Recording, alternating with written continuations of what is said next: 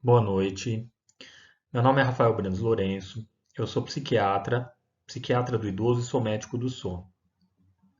Atualmente, eu coordeno o programa de atenção ao idoso da Faculdade de Medicina do ABC e atuo bastante com medicina do sono também, além da psiquiatria geral e geriátrica. Nós vamos começar essa aula falando dos temas principais que nós vamos abordar, que são os aspectos históricos, a neurobiologia do sono, a anamnese, medicina do sono. Vamos falar um pouco a respeito de insônia e introduzir outros transtornos do sono. Como é uma aula introdutória, a gente só vai citar um pouquinho dos outros transtornos do sono. Quais são os aspectos históricos da medicina do sono que nos interessam? O pensamento a respeito do sono, como ele era visto, foi mudando com o passar dos séculos. Dois deuses da antiguidade greco-romana, Thanatos, o deus da morte, e Hipnos é o deus do sono. Eles são irmãos gêmeos. Essa obra de arte que nós estamos vendo, ela está no Museu Britânico. Foi encontrada em terras etruscas, apesar dos etruscos serem um povo diferente, né, dos romanos, por exemplo, eles tinham a mesma religião. E aí, nesse quadro, o Thanatos e o Hipnos, que são os irmãos gêmeos, eles carregam o corpo de Sarpedon. Os antigos, eles pensavam então que o sono era próximo ao estado da morte, como se nosso cérebro tivesse desligado, como se a gente desligasse durante o sono, e o sono seria um estado passivo, parecido com de fato o morrer, né? O fato é que a medicina do sono foi tendo um impulso bastante grande. Esse impulso começou a ocorrer principalmente depois do Renascimento, já próximo à Era Moderna. Então, quando nós falamos das evoluções principais da medicina do sono, elas começaram no século XIX, onde um dos principais nomes foi o Robert McNish, de Glasgow, que em sua obra The Philosophy of Sleep começou a ter os primeiros insights de que o sono seria um processo ativo, ou seja, que o cérebro entraria num estado que nos fizesse dormir, um processo ativo do cérebro e não passivo, e não o cérebro desligar, como pensavam os antigos. Em 1920, uma pessoa muito importante para a medicina do sono, da Universidade de Chicago, Nathaniel Kleitman, escreveu em sua obra Sleep and Wakefulness que sono é uma redução da atividade de vigília devido à ativação ou inibição de estruturas cerebrais. Ou seja, algo que a gente sabe de fato que é o que ocorre hoje. Hans Berger era um psiquiatra alemão e foi ele que desenvolveu o eletroencefalograma, que até hoje é utilizado para algumas condições como epilepsia ou delírio. Depois dele, em 37 a 1939, outros pesquisadores, usando a sua descoberta, que é o eletroencefalograma, observaram que existiam ondas que eram específicas do estado de sonolência. Essas ondas foram descritas como fusos do sono, que é esse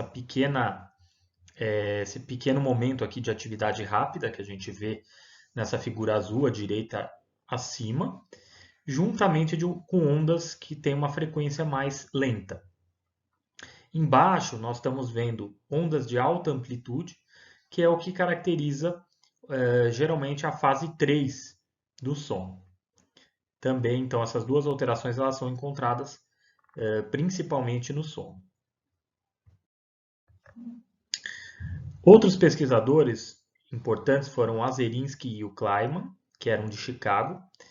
Eles começaram a descobrir um sono diferente, um tipo de sono que era difícil de ser compreendido na época. Inicialmente eles observavam os piscares, os piscamentos e os movimentos oculares das pessoas dormindo, e depois eles inventaram o eletrooculograma.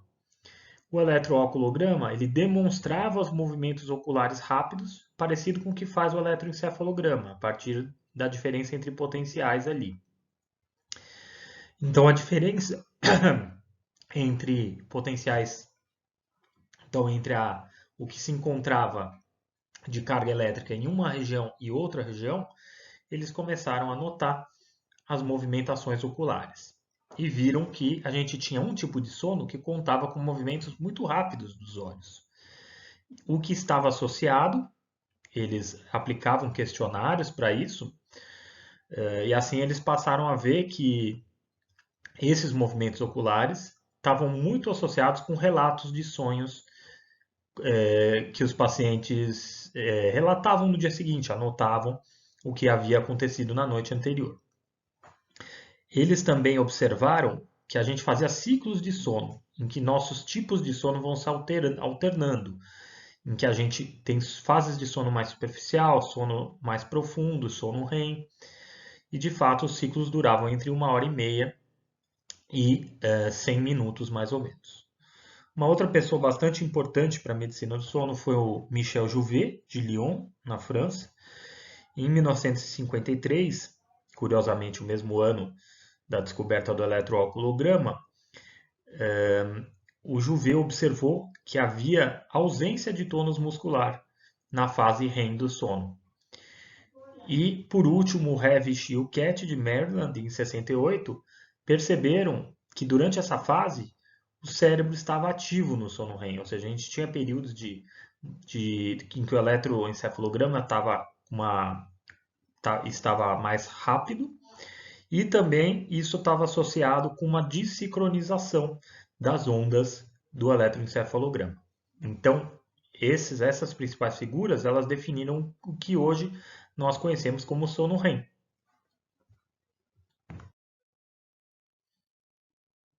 Agora nós vamos falar um pouco a respeito da neurobiologia. Então, o sono tem algumas funções. Então, uma delas é uma função que a gente pode dizer até evolutiva, né? Função de proteção. Então, para que nós não fiquemos andando à noite, quando a gente tem mais perigos, né, que predadores que poderiam nos atacar, e nós teríamos dificuldade para nos alimentar, para obter energia de uma forma geral, né?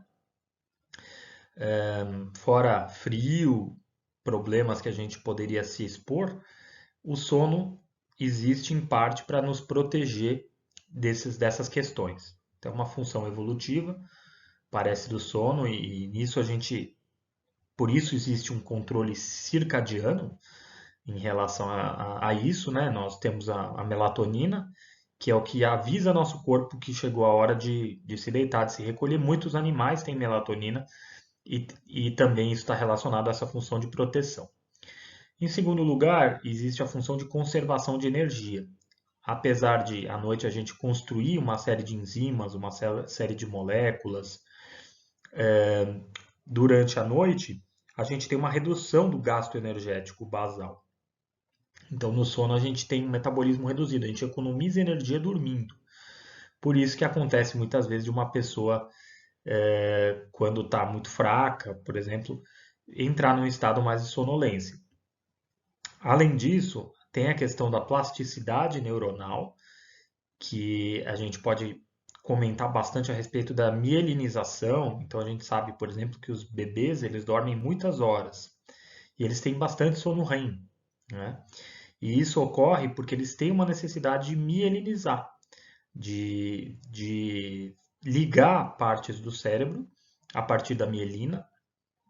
E essa ligação, que vai facilitar muito a comunicação, inclusive o que vai nos ajudar na nossa inteligência, na nossa parte motora, tem bastante a ver com a mielinização, que acontece justamente no sono REM. Claro que a gente também tem outros fatores que vão ocorrer durante o nosso sono, então a gente tem alterações hormonais ali, que tem bastante a ver com, com a plasticidade mesmo neuronal, ou seja, neurônios que estão sendo estimulados, que estão sendo mantidos, ou neurônios que estão sendo eliminados, né? Então isso tem a ver mesmo na nossa vida adulta com o sono. Depois nós podemos citar a consolidação de memória, que acontece bastante no sono REM. É muito sabido que a relação entre memória e sono REM tem muito a ver com a repetição. Então, quanto mais se repete algo, mais ele fica gravado. E é o sono REM quem determina isso. Ou seja, quando nós temos a nossa a primeiro contato com aquilo que nós desejamos gravar, né? Isso quem faz é nosso hipocampo, o que faz com que essa memória permaneça, na verdade, acaba sendo são mecanismos que ocorrem durante o sono REM. E por último, a secreção hormonal. Então, hormônios como o cortisol são secretados à noite, hormônios como o hormônio do crescimento, o GH, também é secretado à noite. A gente sempre brinca que a arte imita a vida, né? E isso vale mesmo para filmes, para animações, que muitas vezes são bastante inteligentes. Então, para quem ainda não assistiu esse filme, recomendo que assista. É o Divertidamente, em inglês chama-se Inside Out. É um filme de 2015 da Pixar. E aí nessa cena, a Alegria, que é uma das que é um dos personagens principais, que está dentro do cérebro de uma menininha, ele mostra que tem esses monstrinhos, que assim que o cérebro é desligado, entre aspas, né, que o cérebro assume um funcionamento diferente durante a noite, esses monstrinhos começam a jogar fora lixo, começam a arrumar algumas coisas, começam a armazenar outras, ou seja, muito parecido com o que acontece no nosso corpo durante o sono. Então, quando a gente observa essa cena, a gente está vendo que cada bolinha dessa é uma lembrança. E essas lembranças, elas estão sendo aspiradas pelos monstrinhos que estão jogando fora aquilo que não está muito repetido ou aquilo que é muito velho, que é mais ou menos o que acontece no sono REM, né? Que a gente comentou que aquilo que a gente repete mais parece que depois de uma noite de sono REM aquilo se consolida. E os monstrinhos estão jogando fora justamente aquilo que não está repetido e aquilo que não vai se consolidar. Vamos falar um pouco das fases do sono. Então, toda vez que a gente abre uma polissonografia, a gente observa as diferentes fases do sono. Na fase em que a gente está acordado, a gente tem o ritmo alfa, não é bem a onda alfa, mas é um ritmo alfa, que mostra que a gente está acordado. Depois, no estágio N1, começam a aparecer algumas ondas teta. A gente tem algumas figuras que aparecem no sono N1. No sono N2, a gente passa a ter os fusos do sono, que é aquela figura em que a gente tem uma atividade mais rápida por um tempo curto. E depois a gente tem o complexo K, uma onda que tem uma derivação positiva, ou seja, para cima, né? E uma negativa. E essas duas ondas caracterizam que a gente está na fase 2, ou seja, a gente está aprofundando cada vez mais nosso sono. A gente começa o ritmo alfa, depois a fase N1, depois na fase N2. E por último, quando a amplitude da onda adquire 7,5 microvolts, a gente está numa fase chamada N3, que é a fase das ondas, é o sono delta. Então, as ondas são delta, que são essas ondas grandes e lentas, né? E também é conhecido como sono de ondas lentas. Por último, a gente vê de novo ondas θ e um ritmo desincronizado, ou seja, a gente está vendo uma mudança do que vai ocorrendo no eletroencefalograma, que esse é o estágio REM, que é acompanhado dos movimentos oculares rápidos, de uma instabilidade, muitas vezes de pressão arterial, de frequência cardíaca, de frequência respiratória, ao mesmo tempo em que ocorre uma atonia da musculatura em geral, que pode ser vista aqui pelo mento ou inclusive nos membros, né? Mas o mento parece ser mais sensível e por isso a gente tem justamente um canal para o mento na polissonografia. Quais são as porcentagens adequadas de sono? Então, esse gráfico é uma aproximação. A realidade é que o sono N1 a gente pode variar mais ou menos entre 5 a 8%, o sono N2 entre 45% e 55%, o N3 de 15% a 20% e o sono REM de 20% a 25%. Existem dois processos que são envolvidos no ciclo sono e vigília. O processo S, que é conhecido como drive homeostático, pressão para o sono. Então, no processo S, geralmente a gente acumula adenosina e aí, por exemplo, quando nós ficamos algumas noites sem dormir, a gente tem uma pressão, algo que nos faz ficar sonolento.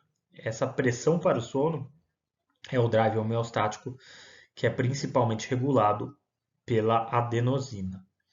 Além disso, existe o processo C, que é o nosso processo circadiano. Então, quem controla o nosso ciclo circadiano é principalmente a secreção da melatonina.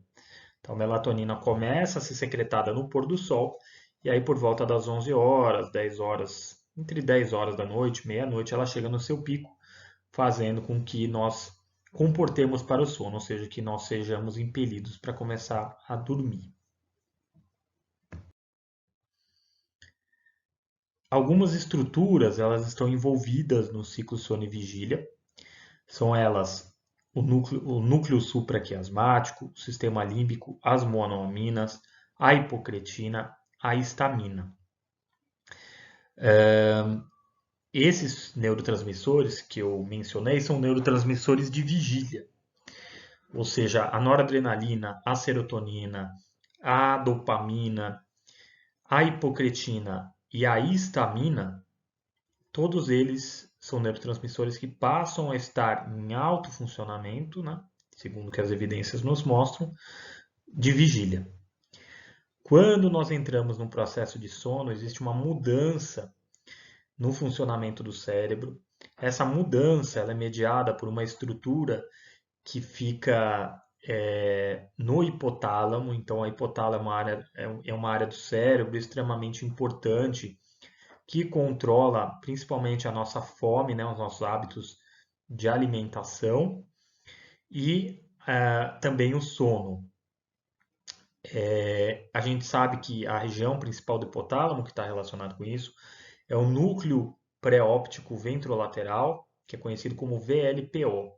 É ele que, quando começa a funcionar, de fato, quando ele é estimulado, ele faz com que nosso cérebro saia daquele estado em que as monoaminas estão aumentadas e as coisas mudam. Aí a gente começa a estimular outros neurotransmissores. Então, nesse esquema, nessa tabela, a gente observa que no sono não REM, o GABA e a galanina passam a ser aumentadas graças à pressão do VLPO, ao estímulo dele. O GABA, que é o nosso maior sistema inibitório, e galanina, que é um outro neurotransmissor inibitório, passam a agir.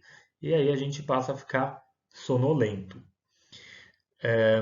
Existe ainda a redução, né, no sono não REM, da hipocretina e das monoaminas. Elas ficam baixas geralmente. Na vigília, caracteristicamente, a gente tem a acetilcolina no nível normal. Mas, curiosamente, quando a gente está no sono REM, a gente tem um aumento bastante grande da acetilcolina. Ela chega no máximo dela, não no nosso dia a dia, mas no sono REM. Então, o sono REM ele acontece muito graças a um aumento, a um pico grande de acetilcolina que a gente tem, que ocorre somente na presença dele. O fato é que no sono REM a gente tem uma redução da hipocretina, que é um neurotransmissor de vigília, que medeia bastante as relações no cérebro entre o sono e a vigília. Então a hipocretina passa a ficar baixa. As monoaminas também estão bastante baixas. E a gente tem dois tipos de célula que tem a ver com o sono REM. As células REM-off e as células REM-on. As células REM-off geralmente mantêm as células REM-on inibidas. Mas no momento que a gente está no sono não REM, já há algumas horas, né, o sono REM ele costuma acontecer mais para o final da noite, a não ser que nós estejamos privados de sono. Então, geralmente, a gente já passou por algumas horas de sono não REM, quando o sono REM vai começar.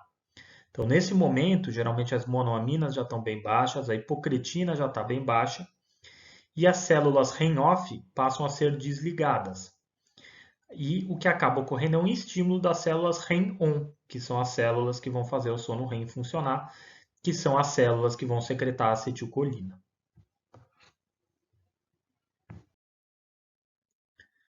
Nós vamos conversar agora a respeito da anamnese em medicina do sono.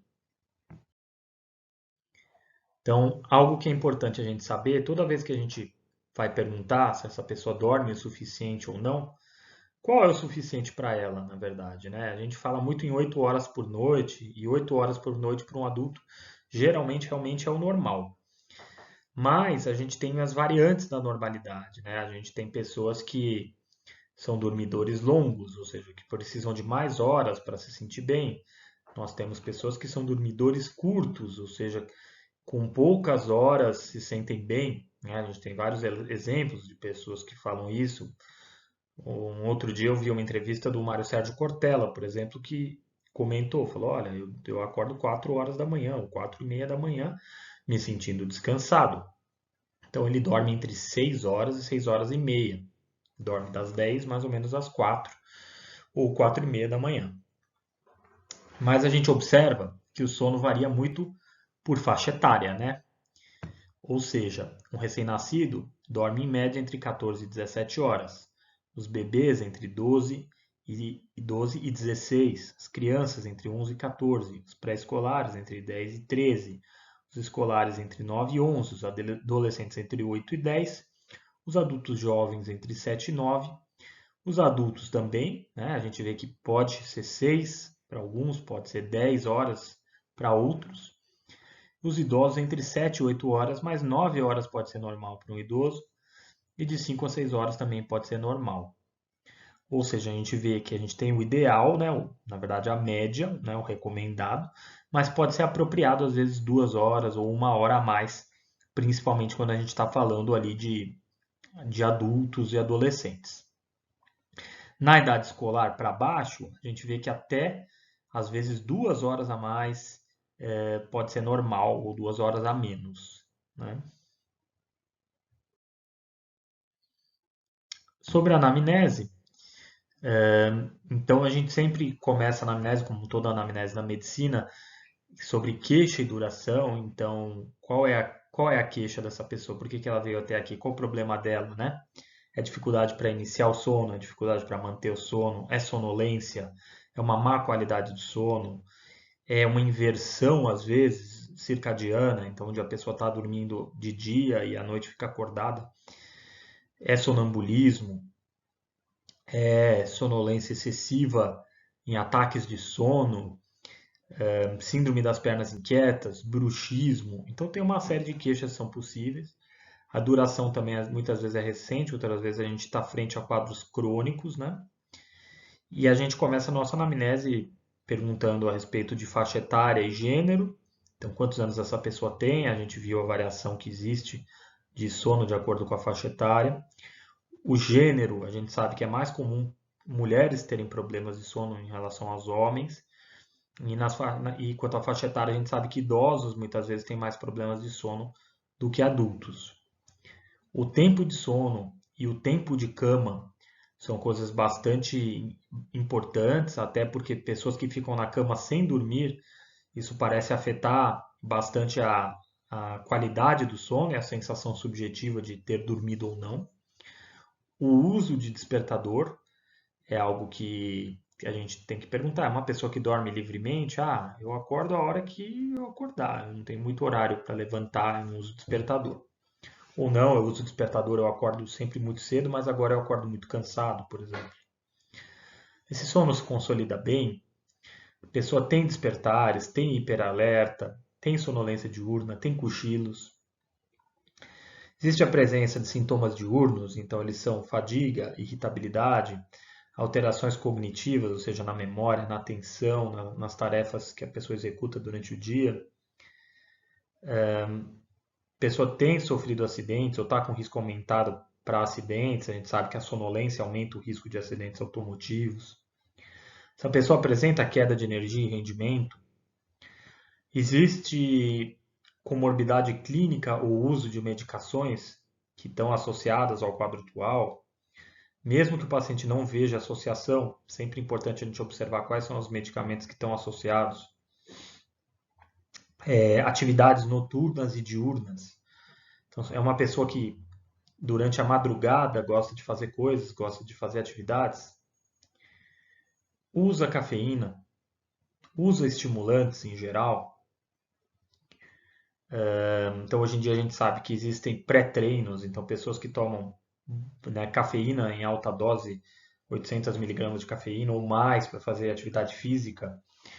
Então, precisa ter um cuidado, né, em relação aos estimulantes que as pessoas utilizam para fazer atividade física. Existe também energéticos que podem ter riscos à saúde, muitas vezes são utilizados de forma indiscriminada, né? A gente também tem chás e outras bebidas que contêm cafeína. Também é importante ficar atento com o rótulo dos produtos. O ritmo circadiano, então, uma pessoa matutina é uma pessoa vespertina? Então, nesse caso, a pergunta deve ser: como é o sono nas férias, nos feriados e no final de semana? Você se sente mais disposto à noite ou de dia? E ainda existe um questionário chamado Morningness e Eveningness, que nos ajuda a ter uma ideia do ritmo circadiano. Uma pergunta que deve ser feita é a respeito da evolução do problema de sono. Se é uma evolução aguda, ou seja, foi algo rápido, súbito. Então, por esses dias eu conversei com um amigo meu que estava comentando que depois que ele se mudou de apartamento, é um apartamento barulhento, ele não está acostumado, também entra a luz bastante cedo, então ele passou há um mês a ter um problema de sono que ele não tinha antes, né? Então essa é uma evolução aguda para a medicina do sono, geralmente um mês.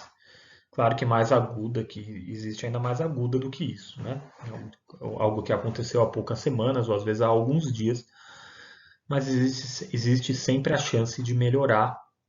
Às vezes é um problema que melhora. Então, por exemplo, uma preocupação que uma noite tira o sono e que na próxima noite já melhorou.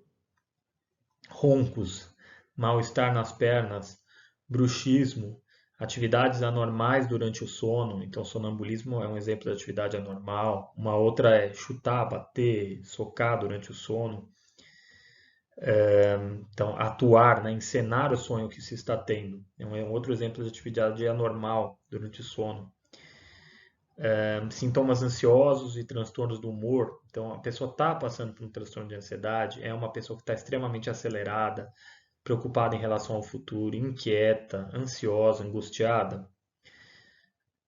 Em relação aos transtornos do humor, de uma forma geral, a pessoa está deprimida, tem características de uma depressão típica, com pensamentos negativos, falta de apetite, falta de prazer nas coisas, uma insônia às vezes terminal, de acordar mais para o final da noite, né? 5 horas da manhã, 4 horas da manhã, triste, angustiada, com desesperança. Ou até uma depressão atípica, com aumento de sonolência durante o dia, necessidade de ficar na cama, pouco prazer nas atividades e falta de energia, sem tantas alterações de humor. Além disso, né, como a gente comentou, que é algo interessante para a gente pensar como é o final de semana, né, como é o ciclo circadiano dessa pessoa, é interessante observar o feriado, finais de semana e férias e também se a compensação de sono ocorre. Então, hoje em dia, a gente fala muito de um termo que chama jet lag social, que em muitos trabalhos a gente tem que estar às 7 horas da manhã, então a gente acorda às 6. E se a gente não precisasse acordar nesse horário, a gente sabe que nosso horário seria diferente. Então, isso acaba gerando um jet lag, né? Usando aquele termo importado daquela situação de quando a gente viaja de avião por muitos fusos horários. É algo muitas vezes parecido com isso.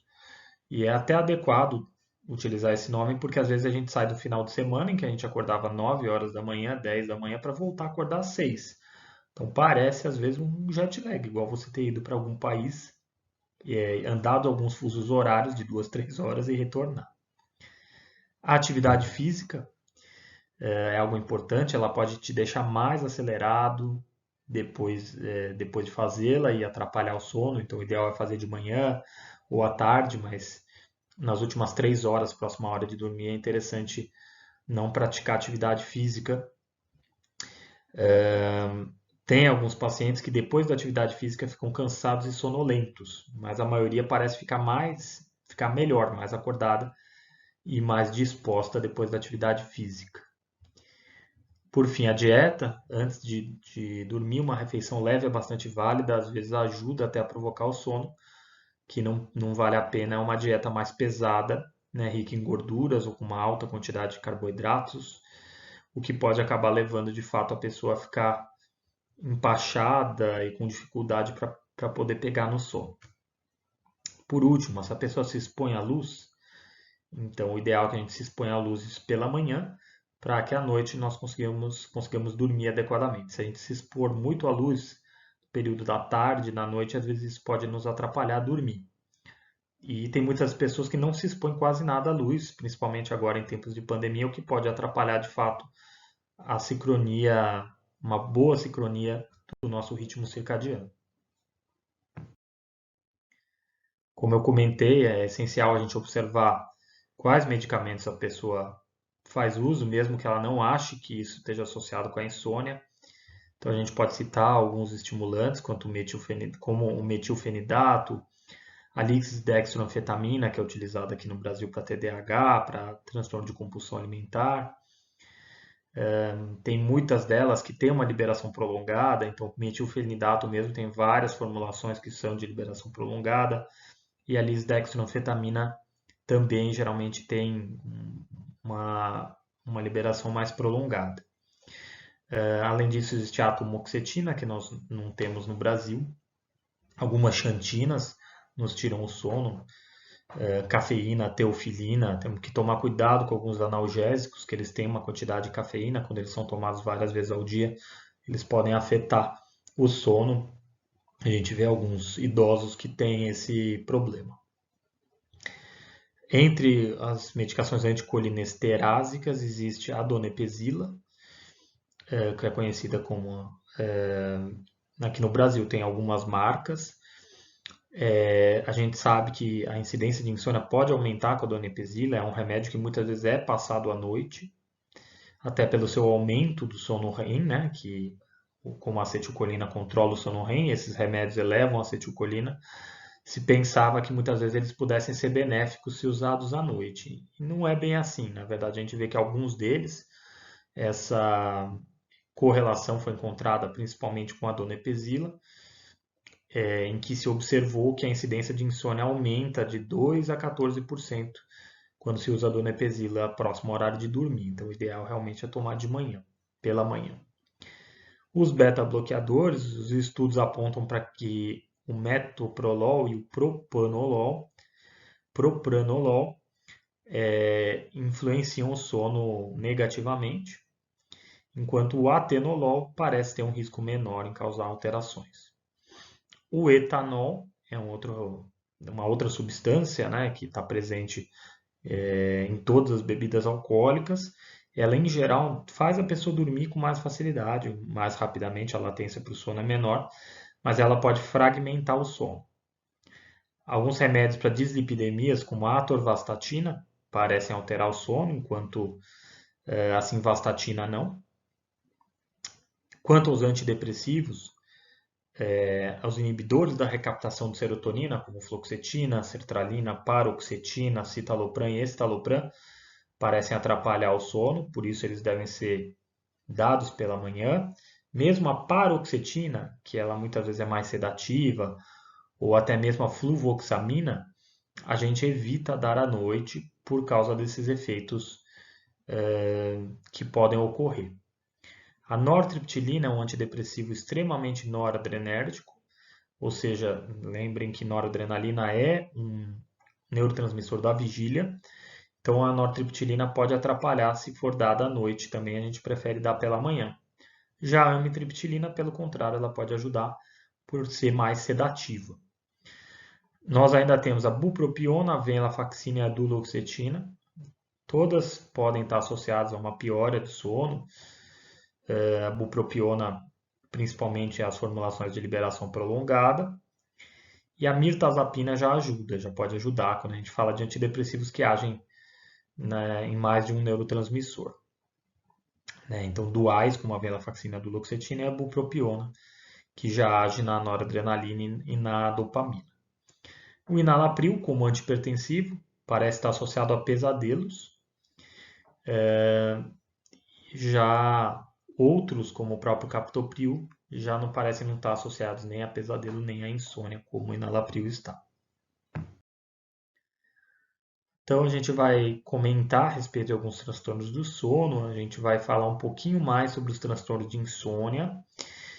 Mas nós vamos citar os transtornos do ritmo circadiano, os transtornos respiratórios relacionados ao sono, os transtornos do movimento relacionados ao sono, as parassonias, que são sonambulismos de uma forma geral, e a sonolência diurna excessiva.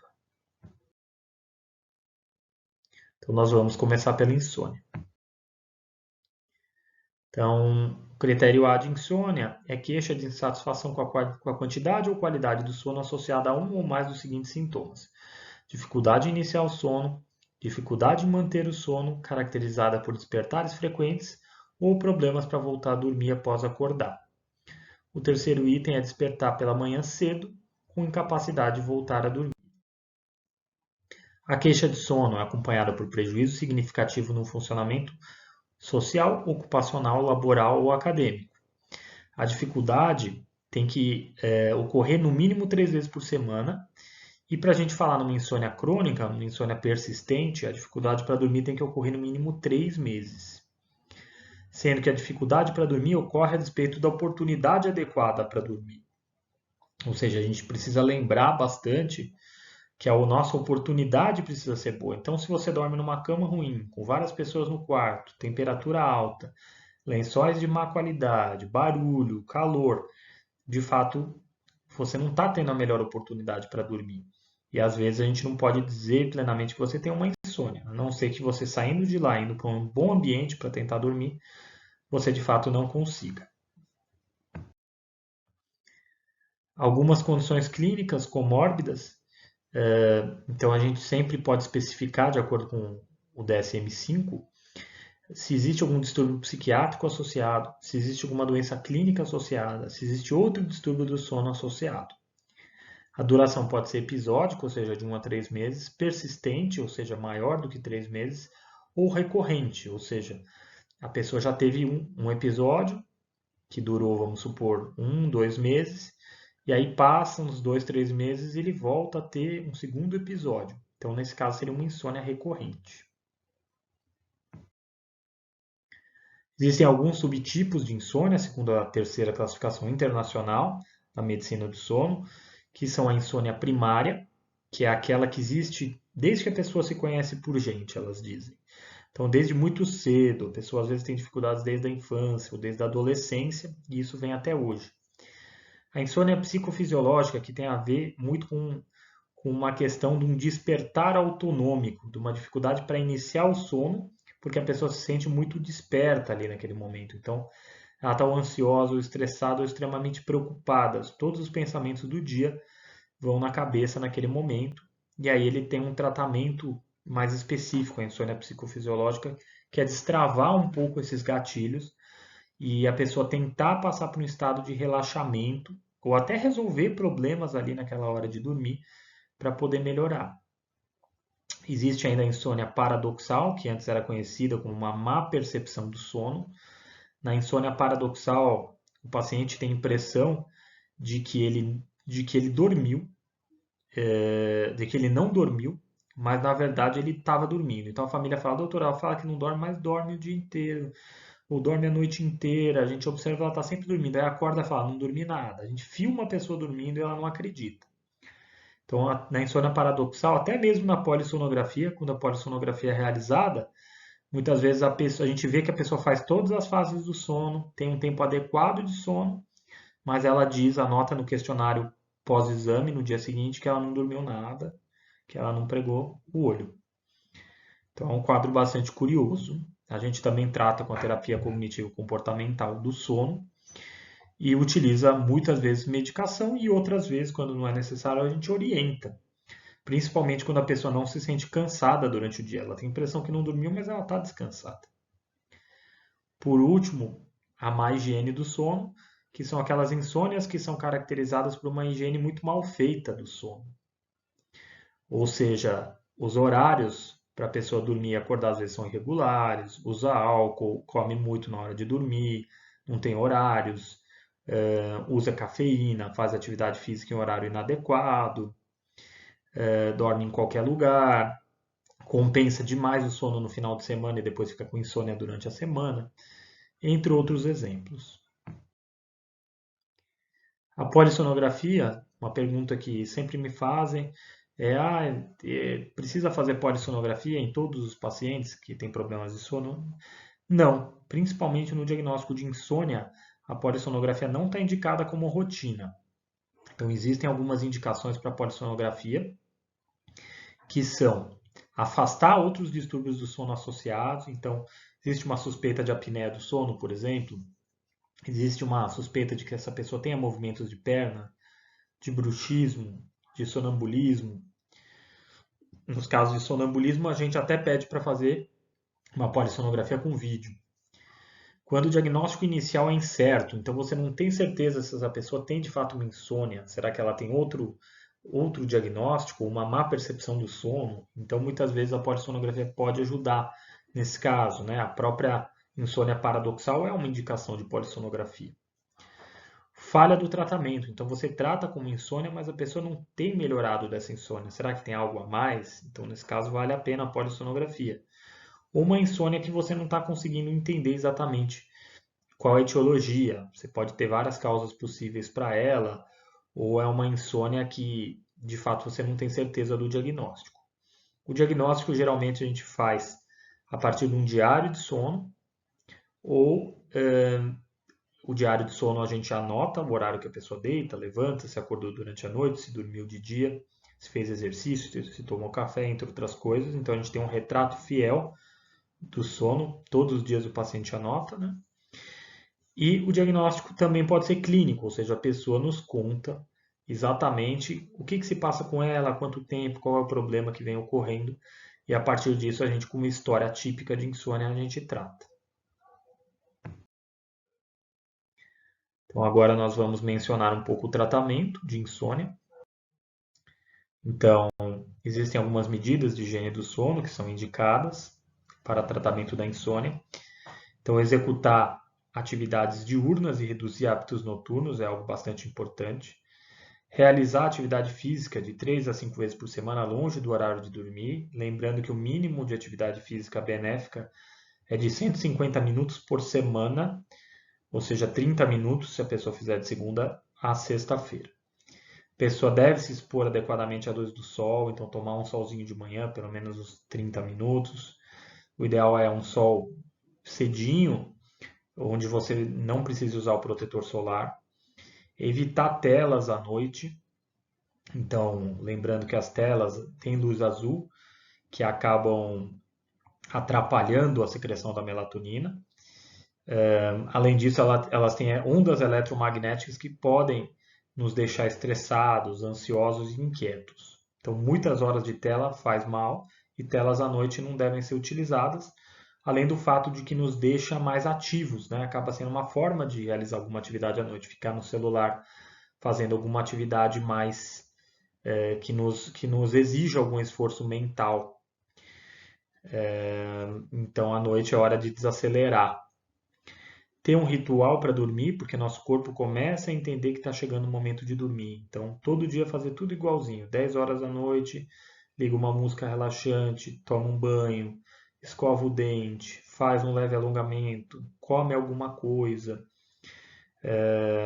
toma um chá sem cafeína, por fim, lê alguma coisa tranquila e aí desliga as luzes para a pessoa conseguir dormir adequadamente.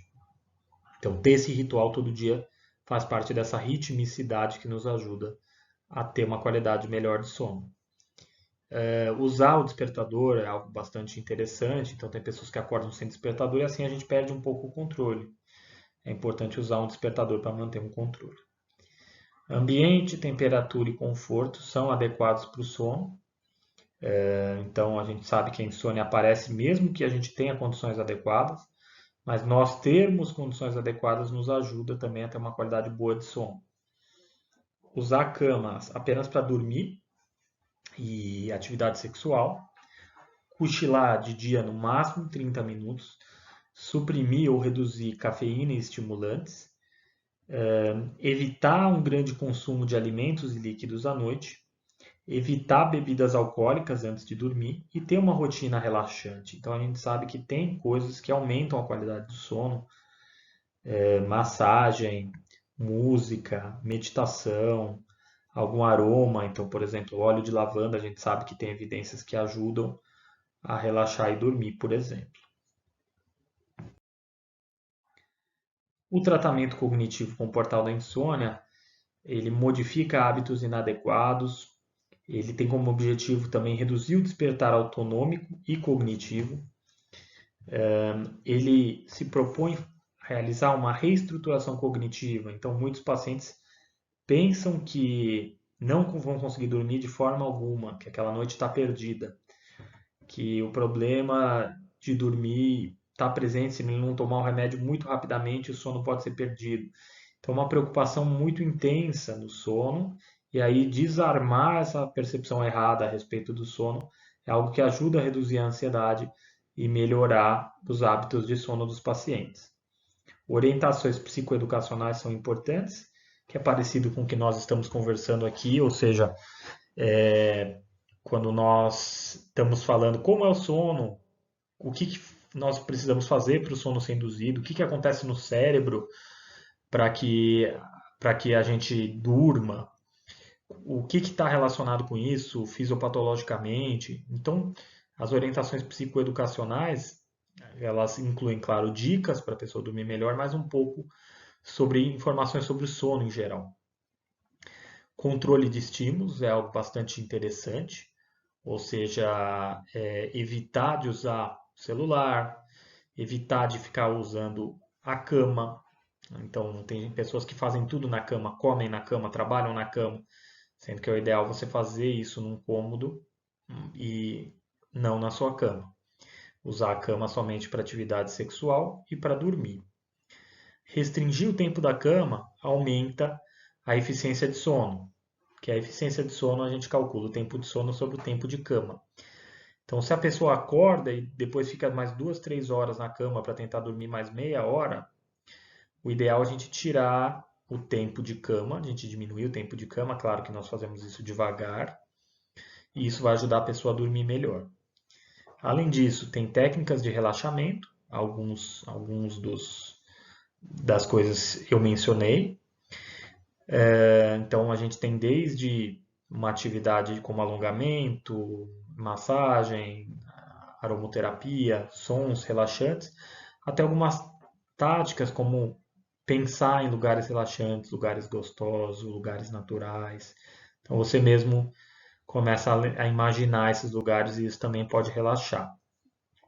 Às vezes, simplesmente técnicas de mindfulness, algo bem simples, por exemplo, é não pensar.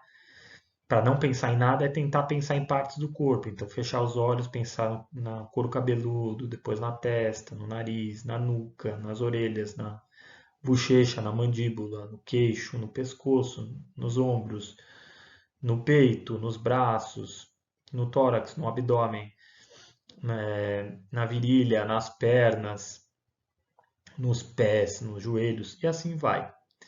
De forma que a pessoa consegue relaxar, às vezes, fazendo isso, quando os pensamentos vêm muito na cabeça. Por fim, existe uma técnica que é bastante curiosa, que é a intenção paradoxal.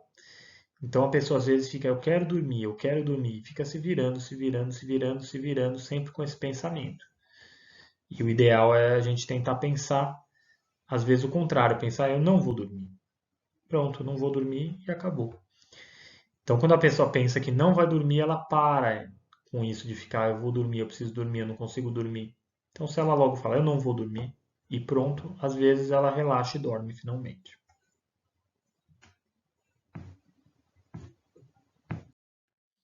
Então, esse é um exemplo de um diário de sono, em que a gente vê a setinha para baixo é o horário que a pessoa vai deitar, nesse caso foi 23 horas. A setinha de cima é o horário que levantou às 8, e o que está preenchido, essa linha preta, são as horas que dormiu. Então, a pessoa deitou na cama às 23 horas, entre as 23 e a 1 da manhã, ela ficou acordada, né? Na verdade, ela deitou meia-noite, dormiu a 1 da manhã, acordou às 5 horas, deve ter ido no banheiro, porque não chega a ser meia hora aqui, voltou a dormir até às 7 da manhã e, na verdade, só às 8, 8 e meia levantou. Né? Se a gente calcular a eficiência do sono, não deve estar muito baixa, talvez esteja no limite entre o normal e o alterado, que é 85%. Então, o diário de sono Em geral, ele é preenchido diariamente, pela manhã, por no mínimo 2 semanas. Os encontros em que a gente vê o paciente para dar orientações geralmente são semanais, mas eles podem ser quinzenais. A gente calcula a eficiência do sono calculando o tempo de sono sobre o tempo de cama vezes 100%, e aí a gente obtém a eficiência de sono. Se a pessoa tem menos que 85%, que é o mais comum, a gente tira um pouco o tempo na hora de acordar. Então, a pessoa que acordava às 7 passa a acordar às 6h45, por exemplo, que pode ser difícil para ela, mas isso vai causar uma pressão de sono e vai consolidar melhor o sono. 85 a 90% das pessoas vão manter o sono. E acima de 90% de eficiência de sono, a gente devolve 15 minutos de sono. Ou seja, a gente só vai manter se quando a gente calcular a eficiência, horas que a pessoa ficou na cama, e em cima no numerador as horas que a pessoa dormiu, quando a gente tem acima entre 85% e até 90%. Se a eficiência já está maior que 90%, porque é muito ruim ter que acordar tão cedo assim, a gente devolve 15 minutos para a pessoa, porque ela já está tendo uma resposta com o tratamento. Então a gente sabe que 80% dos pacientes se beneficiam do tratamento cognitivo comportamental, que 50 a 60% deles melhoram a latência para o início de sono e o tempo acordado após o início de sono. 40% tem uma remissão completa da insônia e 60% tem uma resposta parcial, porém satisfatória. As melhoras em geral são sustentadas, mas muitas vezes o paciente pode precisar voltar, retornar. A gente tem pacientes que acabam às vezes se descuidando e passando a não executar as medidas e acabam tendo recaídas. E aí, a gente sempre está apto de braços abertos para recebê-los novamente. As indicações são insônia persistente sem e com comorbidade, acometendo adultos e idosos, uma insônia isolada ou associada, ou um tratamento medicamentoso associado a esse tratamento comportamental. A gente tem algumas evidências no tratamento farmacológico, então aqui é um resumo, a gente mistura um pouco dos guidelines europeus com os americanos sobre o tratamento da insônia. A gente sabe que as drogas Z, elas têm mais evidências para insônia aguda, principalmente o Zolpidem e o Zolpiclone, ou Exolpiclone. No Brasil, a gente não tem todas as formas de Zolpidem que existem, então existe o Zolpidem Spray e existe um tipo de Zolpidem sublingual que nós não temos aqui. A gente tem essas apresentações que nós estamos apresentando aqui, das drogas Z, e lembrando que elas então são para insônia aguda, ou seja, até 1 mês. O Exolpiclone, em um dos guidelines, ele fala que o Exolpiclone pode ser utilizado para mais tempo, mas como ainda é uma droga Z, em geral a gente toma cuidado também para usar por um tempo curto. Recentemente, no Brasil, foi aprovado o Ramel T1, que é um agonista dos receptores MT1 e MT2. É uma indicação já para uma insônia persistente, ou seja, aquela que dura mais de 3 meses. Ele não é tão potente quanto outros agentes, mas ele pode ser útil em casos leves de insônia, principalmente. Outros antidepressivos, existem antidepressivos que nós usamos também, que são a mirtazapina em dose de 7,5 a 15 miligramas. Um limitante às vezes pode ser o ganho de peso, mas tem pacientes que não têm ganho de peso. Trazodona, a gente utiliza entre 25 e 100 miligramas de trazodona, geralmente 1 hora antes de deitar. A doxepina é um remédio que não existe mais no Brasil, não é comercializado nas farmácias, mas a matéria-prima pode ser encontrada em farmácias de manipulação. Então, claro que nós temos que tomar cuidado ao manipular algum medicamento. Em psiquiatria, principalmente, a gente evita manipulação. Mas nesse caso, como não há uma outra alternativa, a gente acaba manipulando entre 3 e 8 miligramas da doxepina. A amitriptilina nós usamos entre meio comprimido de 25, ou seja, 12,5, e 50 miligramas para o sono. A agomelatina, ela tem evidências contraditórias, ela tem melhores evidências em depressão e na regulagem, em regular o ciclo circadiano. Então, ela não parece ter um efeito interessante sobre o sono, sobre a insônia. Os ligantes alfa-delta são fármacos que foram desenvolvidos para ser anticonvulsivantes, primariamente, mas que são bastante usados para transtorno de impulso, para transtornos de ansiedade e por bula são bastante utilizados para o tratamento da dor. Então, nesse caso, é a gabapentina e a pregabalina. Para sono, a gente precisa chegar em doses um pouquinho mais altas que a gabapentina. Geralmente varia entre 400 e 2.400 miligramas de gabapentina e entre 75 e 150 miligramas da pregabalina, mas se pode até chegar às vezes em doses maiores de pregabalina. Os antihistamínicos não são recomendados ao uso por efeitos residuais no dia seguinte. Então, uma tontura, uma moleza, um certo ranço que pode ocorrer no dia seguinte.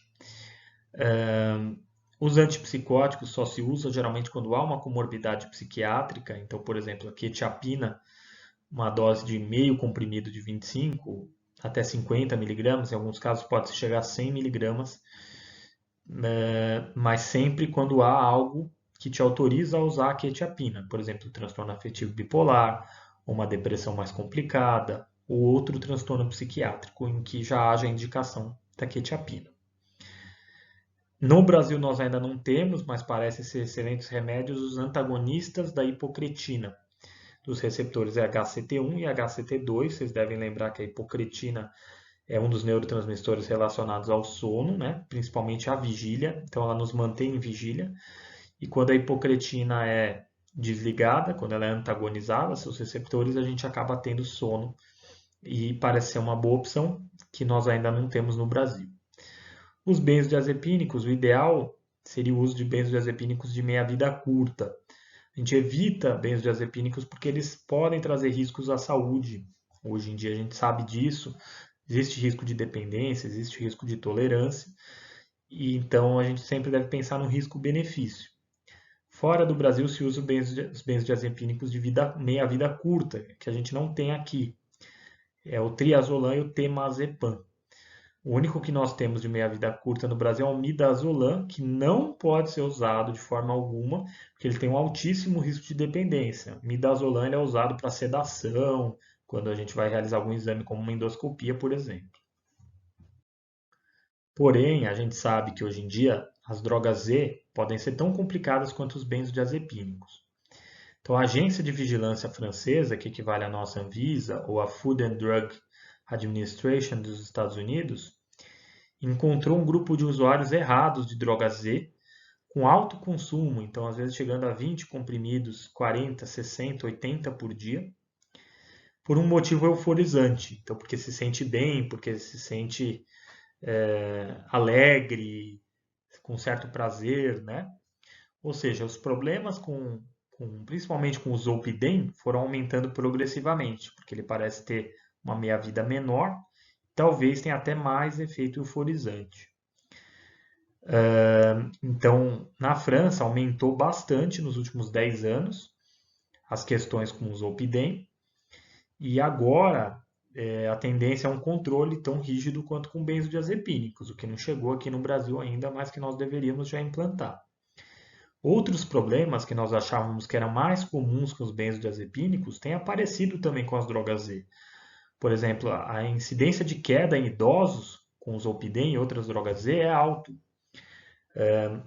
Tem estudos que indicam também alterações cognitivas em pacientes que usam drogas Z, ou seja, alterações da memória, nas funções executivas e na atenção, que se achava que ocorria somente em usuários de benzodiazepínicos. Um risco de dependência crônica, então a pessoa tomar mais do que um comprimido por dia, por noite, de ter a impressão que o efeito está falhando e aumentar a dose, de não conseguir ficar sem, de ficar extremamente irritado quando baixa o comprimido. São efeitos que têm sido descritos também com as drogas Z e tem algo que elas são piores que os benzodiazepínicos, que são em comportamentos aberrantes durante o sono. Então a pessoa tem atitudes amnésticas, coisas que não lembra. Então pegar o celular e escrever, mandar uma mensagem e não lembrar, tomar e não deitar imediatamente, e cozinhar algo e queimar, tomar o comprimido e ter alguma atitude estranha, ter conversas e não lembrar de nada no dia seguinte. Então, como é um remédio que tem efeitos amnésticos, muitas vezes pode causar problemas nesse sentido.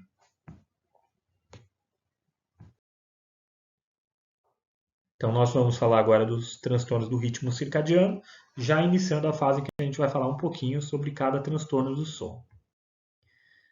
Então, os transtornos do ritmo circadiano, eles são agrupados, né, nessa classificação, nesse capítulo da Classificação Internacional de Medicina do Sono, por dividirem a mesma base cronofisiológica subjacente. Existe uma dissociação entre o relógio biológico do indivíduo, de cada pessoa, cada um tem o seu, e o relógio social, que é a hora que a gente deve acordar para fazer nossos eventos, a hora que a gente deve ir dormir. Então, tem uma dissociação entre nosso relógio individual e o relógio social. Existem dificuldades em dormir quando esperado.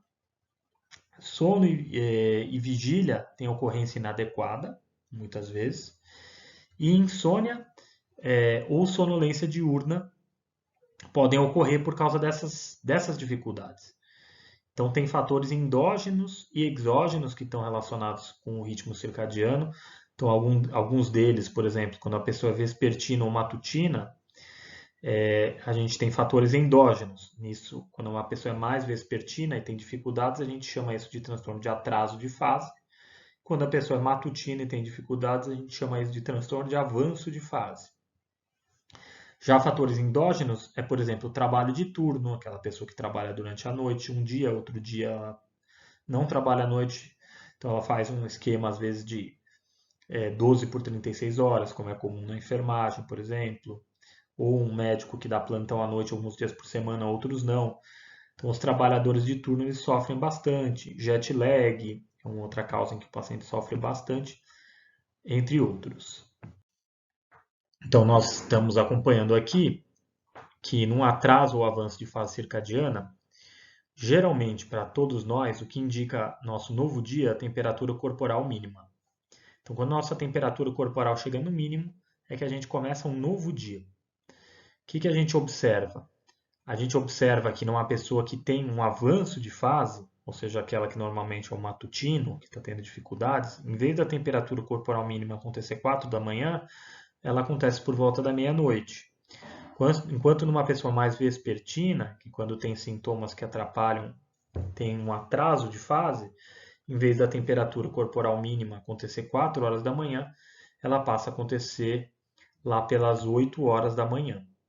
Ou seja, bem atrasado o ciclo circadiano, um caso em relação ao outro. Uma coisa que pode alterar o nosso ciclo circadiano é a exposição à luz. Então, se a gente se expor à luz à tarde, por exemplo, isso pode nos dar dificuldade para dormir à noite, né? Uma alta quantidade de luz. Se a gente se expor à luz cedo, nosso ciclo circadiano provavelmente vai ficar normal, né? Se a gente fica num ambiente de luz artificial o dia inteiro, a gente acaba tendo alterações da nossa. A gente acaba tendo um atraso de fase do sono muitas vezes, ou seja, indo dormir mais tarde. E a gente perde a noção das horas se a gente não tiver um relógio ali. Então, para diagnóstico, a gente também podemos usar um diário de sono. Então, a gente vê aqui em cima uma pessoa que está dormindo só de manhã, né? Ela está indo deitar às 7 da manhã, acordando 3 da tarde, em média. E embaixo, a gente está vendo uma pessoa que está indo dormir de madrugada e está acordando no meio da tarde. Então, são dois exemplos de atraso de fase, na verdade. Uma coisa que é interessante também nos transtornos de ciclo circadiano são os Zeitgebers. Zeitgebers são as dicas que a gente recebe para poder ter o nosso ciclo circadiano regulado. Então, um deles é o almoço. Então, se a gente come nossa maior refeição ali no meio do dia, é um sinal de que o nosso ciclo, é uma pista para o ciclo circadiano que a gente está no meio do dia. E à noite a gente tem mais uma refeição mais fraca e assim vai. Então, a gente manter o horário de refeições, mesmo quando o ciclo circadiano está um pouco desregulado, é algo que pode ajudar a regulá-lo. Um outro instrumento diagnóstico interessante é a actigrafia, que é esse reloginho aqui. A gente tem alguns modelos já que são inclusive brasileiros. Nossos celulares tentam fazer isso com aqueles aplicativos que tentam calcular as horas que a gente está dormindo à noite. Inclusive, eles tentam calcular se a gente fez sono profundo ou não, mas eles não são tão acurados igual um actígrafo, que é esse aparelhinho aqui, que através da nossa temperatura, né, eu comentei que o ciclo circadiano começa na temperatura corporal mínima. É através da temperatura, da luminosidade e da movimentação, ele consegue estimar se a gente está dormindo ou está acordado. Então, tudo isso que está em cores destacadas é a hora que a pessoa está dormindo. Então, aqui, por exemplo, dormiu da meia-noite e meia até umas 7 horas da manhã. Outro dia dormiu das 11 horas até umas 6h45. Outro dia dormiu poucas horas, foi dormir bem tarde, perto das 4h30, 5 horas da manhã, e aí dormiu até umas 10h30. Então, isso vai mudando de acordo com como a pessoa vai estar agindo, né, dentro dos dias que ela está dormindo e acordando. E a gente consegue estimar como é que é o ritmo circadiano dessa pessoa. O tratamento. Quando a pessoa tem um avanço de fase, muitas vezes é interessante uma terapia de luz brilhante, em inglês chama-se Bright Light Therapy, onde a gente tenta atrasar o horário de deitar do paciente, né? Porque às vezes ele se incomoda de dormir muito cedo e acordar muito cedo. Então a terapia com luz brilhante, muitas vezes à tarde, ajuda esse paciente a deitar mais tarde. A gente não usa melatonina cedo para tentar mudar o ciclo circadiano, porque às vezes causa um pouco de sonolência diurna. No atraso de fase, a gente pede para o paciente evitar a luz à tarde, se expor à luz de manhã, tomar uma melatonina ao pôr do sol. Geralmente no Brasil ela é manipulada, tem gente que traz de fora, mas aí a qualidade é mais garantida manipulando do que trazendo de fora, porque fora do Brasil a melatonina é um suplemento, e aí o controle de qualidade dos suplementos não é tão bom. Já a melatonina manipulada parece ter uma confiabilidade um pouco melhor. Claro que depende da farmácia, né? Além disso, a gente muitas vezes pode lançar mão no hipnótico para ajudar a pessoa a dormir mais cedo, melhorando o atraso de fase. A gente tem outros transtornos do ritmo circadiano, que são o jet lag, o trabalho por turnos, o transtorno irregular do ciclo sono e vigília, que acontece em pacientes, por exemplo, com demência ou com algum tipo de retardo mental, que eles dormem e acordam de uma forma extremamente irregular.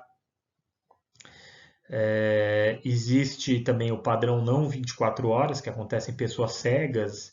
Então, para os cegos é escuro o tempo todo, né? Não tem a luz para estimular a retina a inibir a produção de melatonina. Então, a melatonina fica alta e o corpo tem, mais ou menos, tenta adivinhar a hora em que a gente deve dormir. E como isso não é perfeito, geralmente a pessoa fica com um padrão maior do que 24 horas de sono. Então, um dia ela dorme 11 horas, outro dia meia-noite, outro dia 1 da manhã. Então, parece estar sempre atrasando mais ou menos em 1 hora o ritmo circadiano. Vamos falar um pouco da apneia obstrutiva. Então, existe o que a gente chama na polissonografia de pausa respiratória. Então, aí pode existir uma redução parcial no fluxo e na cânula, que a gente usa aqui no nariz, que mede a nossa respiração durante uma polissonografia. Então, existe uma redução parcial ou total do fluxo respiratório com uma duração maior do que 10 segundos. Então, quando a redução é parcial, a gente chama isso de hipopneia. Quando é total, a gente chama isso de apneia.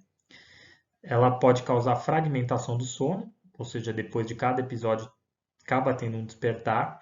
Geralmente altera a porcentagem das fases de sono profundo, tanto o REM quanto o N3, e tem uma hipóxia intermitente, ou seja, uma queda de 3 pontos na saturação de oxihemoglobina. A gente define que ocorreu uma dessaturação. Nessas figurinhas a gente está vendo o que é uma apneia obstrutiva, o que é uma apneia central, o que é uma apneia mista. Então, em geral, a gente tem na polissonografia cintas que as pessoas usam. Quando a pessoa está respirando e tem um esforço abdominal, tentando fazer com que ela respire, isso a gente chama de apneia obstrutiva. Tem casos em que a pessoa não tem esforço abdominal, a gente só vê uma redução do fluxo. Então, uma apneia central, ela não é obstrutiva. Geralmente ela é de causa clínica.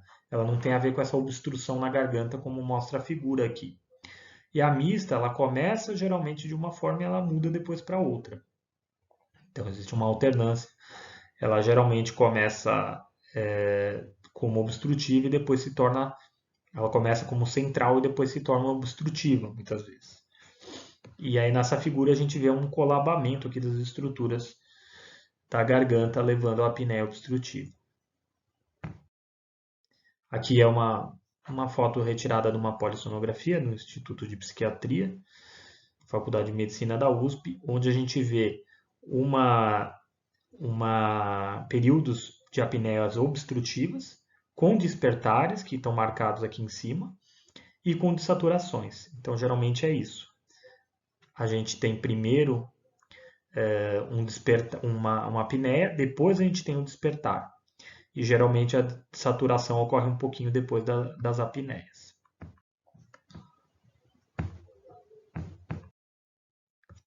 A prevalência é alta, então tem um estudo que chama Episono, que foi feito na cidade de São Paulo, que estimou a prevalência de apneia pelos critérios em 33%, ou seja, muitos desses pacientes têm um AIH alto, mas às vezes não tem sintomas, né? É algo que é bastante discutido, são os critérios de apneia, né? Se a gente deve, por exemplo, tratar todo mundo que tem uma apneia moderada, atualmente a tendência é que sim, mas isso também a gente vê que a prevalência está extremamente alta, né, quando a gente considera os critérios atuais, então é algo a se pensar. Alguns fatores de risco são a obesidade, homens mais do que mulheres, mas as mulheres depois da menopausa alcançam os homens, idosos, medidas da cavidade oral e até do queixo, então uma micrognatia, uma retrognatia, as medidas da circunferência do pescoço também estão relacionadas ao risco de apneia do sono, aumento das tonsilas também, então pessoas que têm as amígdalas aumentadas têm um risco, crianças com adenoide aumentada. Sintomas de ronco, sonolência diurna, fatigabilidade, sono fragmentado podem estar presentes, mas às vezes a apneia é silenciosa, né? Ela leva a algumas alterações, muitas vezes até inflamatórias do corpo, né? Mas em relação a sintomas percebidos pelas pessoas, muitas vezes pode ser uma doença silenciosa. Ela pode cursar com disfunção cognitiva, então a pessoa com esquecimento, dificuldade na atenção, na memória, às vezes com uma depressão, que parece uma depressão atípica, com sonolência, com cansaço, com fadiga, e aí às vezes com uma alteração do humor, e às vezes tratando a apneia, essa depressão pode melhorar, ou seja, pode ser uma depressão orgânica causada pela apneia, e parece levar principalmente a apneia grave a um aumento do risco cardiovascular. Então, o diagnóstico da apneia do sono, ele precisa ter uma polissonografia para embasar, pode ser uma polissonografia até do tipo 4, ou seja, que mostra desaturação mais do que outros fatores, mas o padrão ouro, claro, é aquela polissonografia realizada no laboratório do sono, com um técnico ali presente para observar o que está ocorrendo. Então, o índice de apneia e hipopneia, ele é leve, quando ele é menos do que 15 eventos por hora de sono. Então, nesse caso, o paciente tem que ter sintomas. Entre 16 e 30 índices por hora de sono, eventos por hora de sono, o paciente já tem uma apneia moderada. E acima de 30, o paciente tem uma apneia grave. A gente também pode classificar por gravidade o grau de saturação que a pessoa tem. Entre 75 e 84 esse grau é médio. Abaixo de 75 ele já é grave. E acima de 85 ele é leve. Tratamento com pressão positiva, ou seja, com o CPAP é o padrão ouro. Nos casos de apneia leve, a gente pode estimular a perda de peso, lembrando que a cada 10 quilos ocorre redução em 1/3 do AIH. Tem outras medidas, como por exemplo evitar o tabagismo, realizar atividade física. Na apneia moderada, tem evidências para o aparelho de avanço mandibular, que é um aparelho que coloca a mandíbula para frente, fazendo com que o ar entre com mais facilidade e o lúmen da garganta fique mais acessível, né? O CPAP também pode ser indicado na fase moderada e medidas comportamentais. Na apneia grave, é principalmente o CPAP que é indicado para o tratamento. Vamos falar um pouco da síndrome das pernas inquietas.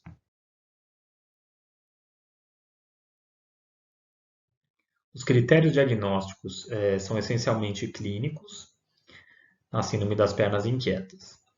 Então, existe uma necessidade de movimentar as pernas, geralmente acompanhada ou decorrente de uma desconfortável e desagradável sensação nas mesmas. A necessidade de movimentar as pernas ou as sensações desagradáveis têm as seguintes características: começam ou pioram durante períodos de repouso ou inatividade, como estar sentado ou deitado. São mais acentuadas à noite do que durante o dia, ou ocorrem somente à noite. São parcialmente ou totalmente aliviadas pela movimentação, como caminhar, massagear, etc. Existem também critérios adicionais, que não são necessariamente obrigatórios, que é ter uma história familiar de síndrome das pernas inquietas, existir a presença de movimentos periódicos de membros na polissonografia.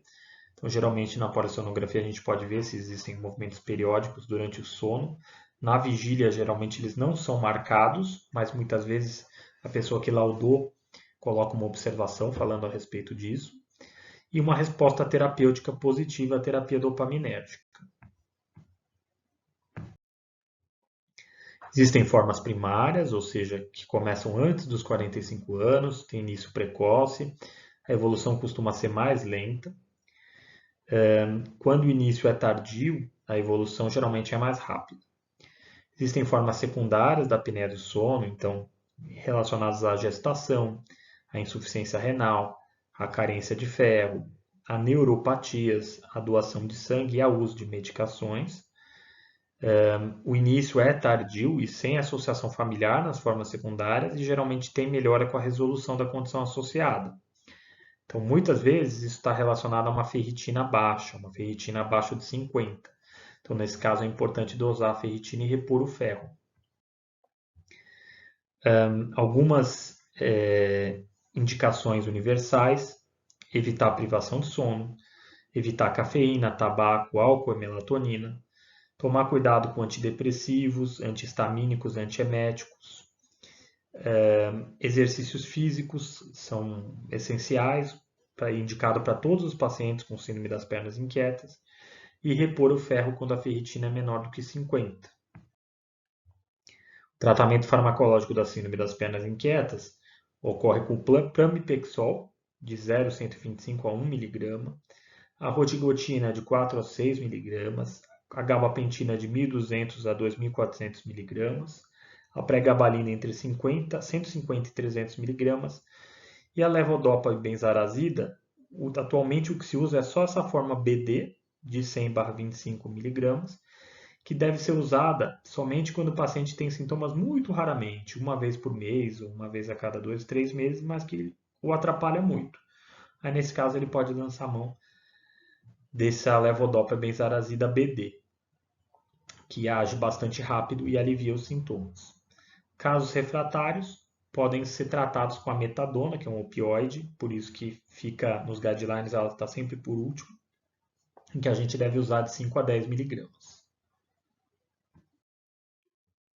Existem outros transtornos de movimento, que é o transtorno de movimento periódico de pernas, ou seja, nesse caso a gente encontra na polissonografia os movimentos periódicos. Algumas pessoas às vezes dizem, às vezes algum familiar fala, olha, meu irmão, meu esposo mexe muito as pernas durante o sono. Nesse caso, geralmente não é a síndrome das pernas inquietas, que a síndrome das pernas inquietas tem mais aquela apresentação que a gente comentou, que a pessoa tem um padrão vespertino, começa quando a pessoa está acordada, tem um mal-estar na perna, tem aquela urgência de movimentação, piora com repouso e melhora com atividade física. Transtorno de movimento periódico de perna, muitas vezes a pessoa não sabe o que tem, ela só tem ela acaba tendo mais um sono entrecortado e às vezes a queixa de algum familiar ou a queixa de má qualidade de sono. Bruxismo, a gente tem bruxismo noturno ou diurno. Na polissonografia, às vezes a gente observa que tem alguns bruxismos que são fásicos, outros tônicos. Se usa muito a clonidina para tratar bruxismo e deve-se ficar atento, no caso do bruxismo, a alterações causadas por antidepressivos, um bruxismo que piora com antidepressivos, e também a gente sabe que estresse e transtornos de ansiedade podem estar ligados ao bruxismo. Já o transtorno de movimento periódico de pernas a gente acaba tratando com os mesmos fármacos que a gente utiliza no tratamento da síndrome das pernas inquietas. Por vezes a gente dá também, acaba prescrevendo algum hipnótico para ajudar o sono a ficar mais profundo, e a gente tem que ficar atento principalmente quando tem despertares associados ao movimento periódico de perna. Falar um pouquinho das parassonias e transtornos do despertar. Então existem as parassonias não REM, que são principalmente o sonambulismo. Então quando a pessoa tem, ela sai da fase N3 do sono profundo e vai para a vigília. Pode acontecer o sonambulismo, quando a pessoa pode andar, pode ter atividade sexual, pode se alimentar. Os comportamentos que a gente chama de primários, de instintivos, estão relacionados com o sonambulismo, que em inglês tem um nome que faz bastante sentido, que é sleepwalking, andar dormindo, né? Então tem esses comportamentos durante o sono. Despertar confusional também, o paciente em geral sai do sono profundo para a vigília. Geralmente o paciente grita, passa por uma fase de ficar bastante agitado muitas vezes, só que ele não lembra de nada. Muitos familiares tentam acordar o paciente, mas a gente não recomenda. Por mais que seja angustiante para o familiar, o paciente deve melhorar. Depois ele está sonhando, não vai lembrar de nada. Então, de fato, às vezes é mais angustiante para o familiar. O terror noturno, ele parece bastante com o despertar confusional, mas ele está mais relacionado a uma grande descarga adrenérgica. Então, muitas vezes o paciente fica assim, sudoreico, as pupilas dilatadas, taquicárdico. Então, o terror noturno geralmente tem sintomas autonômicos, enquanto o despertar confusional não. Parassonia alimentar, o paciente geralmente pode se alimentar sem se lembrar, né? Sai da cama, vai se alimentar, às vezes cozinha alimentos, às vezes come, inclusive, coisas que não são comestíveis, que não devem ser consumidas, como, por exemplo, sabonete, papel, entre outras coisas. Ele está muito associado ao uso de zolpidem. O zolpidem muitas vezes pode desencadear parassonias, entre elas a parassonia alimentar. As parassonias REM, as principais, são o transtorno comportamental do REM, do sono REM, e a paralisia do sono. Então, no transtorno comportamental do sono REM, existe uma perda daquela atonia natural que ocorre no sono REM. Então, o paciente passa a ter um REM sem atonia. Então, se ele sonhar que está chutando, ele pode chutar. Se ele sonhar que ele está correndo, ele pode correr. Se ele sonhar que ele está batendo, ele pode bater. Geralmente, o paciente acorda imediatamente depois do evento, ele lembra do que está acontecendo. É mais comum na segunda metade da noite. O diagnóstico a gente faz com a polissonografia, com vídeo, onde a gente observa os movimentos que o paciente faz. E a gente observa também que o REM está sem atonia. Então, para fazer esse diagnóstico, a gente precisa de uma documentação polissonográfica do REM sem atonia. E existe a paralisia do sono, quando a pessoa sai do REM e vai para a vigília. E aí, nesse caso, o paciente vai acordar paralisado e ele tem a impressão que não consegue respirar, que vai morrer. O tratamento pode ser feito com antidepressivos, que podem reduzir o REM ou adiar o REM para mais tarde, ou até com benzodiazepínicos. O fato é que muitas vezes a psicoeducação, então explicar que o diafragma funciona, que dá a impressão que você não controla a sua respiração com a musculatura voluntária, é só uma sensação. Que isso vai passar e que a gente tem o diafragma, que é um músculo involuntário que funciona independentemente da atonia que ocorre no REM. E aí na paralisia do sono, realmente, às vezes o paciente mais tranquilo, ele volta, ele acorda meio assustado, um pouco preocupado, mas logo ele se tranquiliza e volta a dormir. Algumas causas de sonolência excessiva diurna. Nessa tabela eu trago algumas causas de sonolência excessiva diurna. Então, muitas são causas clínicas que a gente obtém numa triagem de exames de sangue.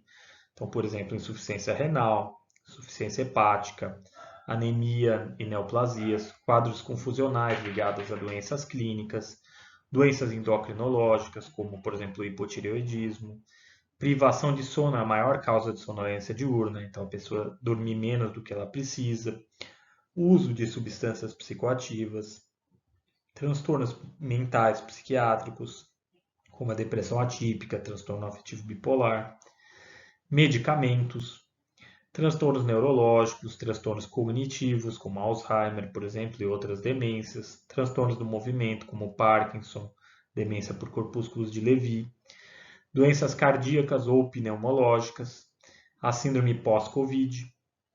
Então, a gente tem visto muito Covid, e depois a pessoa pode ficar com uma sonolência diurna ou uma fadiga diurna, insônia, a narcolepsia com ou sem cataplexia, a apneia obstrutiva do sono, a hipersonia idiopática, a síndrome de Klein-Levin e os transtornos do ritmo, além de trabalhos em turno. Então, às vezes, o problema também pode ser um transtorno do ritmo circadiano.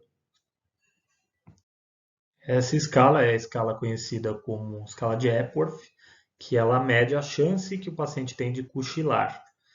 Então, nenhuma chance é 0, pequena chance é 1, 2 é uma chance moderada e 3 é uma alta chance de cochilar. Então, por exemplo, estar sentado lendo, a chance pode ser nenhuma, uma chance pequena, uma média e uma grande. Estar assistindo televisão, pode ser nenhuma chance, pequena, moderada ou alta.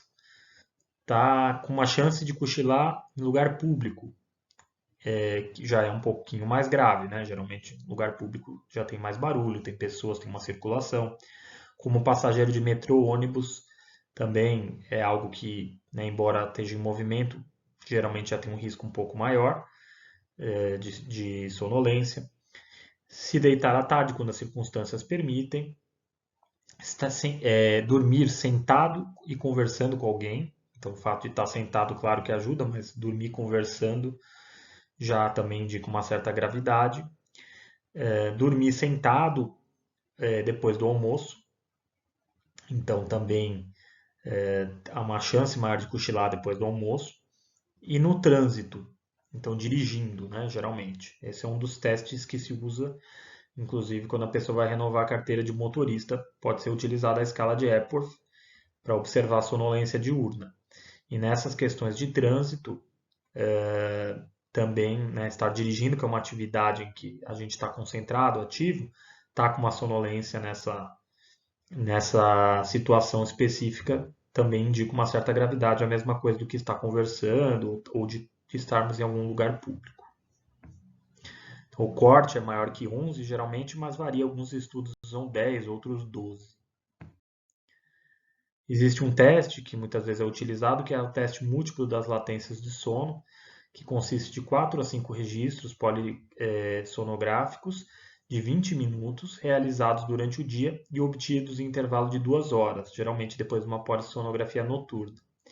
Então, ele avalia geralmente a rapidez para dormir numa situação soporífera, né, uma situação que leva a ter sono, e ela tenta observar e estimar o aparecimento de sono REM precoce, ou seja, quando a gente tenta diagnosticar narcolepsia, é essencial. Então a gente precisa de 2 SORREMPs, que a gente chama sonos REMs precoces, 2 ou mais, para fazer o diagnóstico de narcolepsia.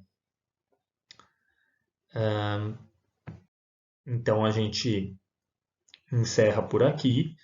A questão dos transtornos do sono é super importante, né? Como vocês puderam observar. A gente tem uma variedade grande de questões que são relacionadas ao sono. É um tema, de fato, eu posso dizer por experiência própria, que é apaixonante, né? É muito delicioso estudar sono, entender seus mecanismos, mas os tratamentos muitas vezes são desafiadores. Muitas vezes não é fácil, a gente precisa determinar, às vezes, causas ali dos transtornos do sono. Então, o que está causando esse problema? É um transtorno psiquiátrico? É uma medicação? É um hábito de sono que não está adequado, né? E então, uma vez que a gente consegue determinar isso, e às vezes demora, a gente consegue tratar de uma forma mais efetiva. Um outro desafio são as pessoas que não querem ser tratadas com remédios. Mas a gente consegue hoje em dia ajudar bastante, principalmente os casos de insônia, quando a gente faz a terapia cognitivo-comportamental do sono.